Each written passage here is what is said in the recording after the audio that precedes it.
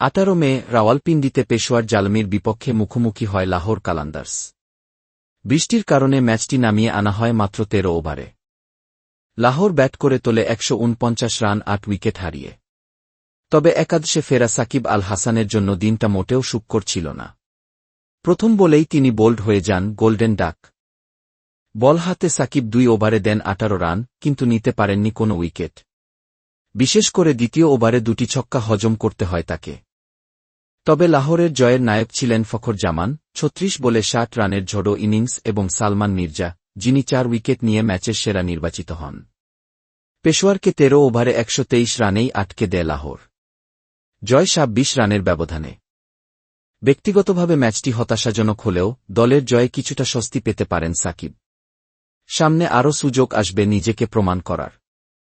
আপনি কি মনে করেন পরের ম্যাচেই জ্বলে উঠবেন সাকিব? মতামত জানান কমেন্টে।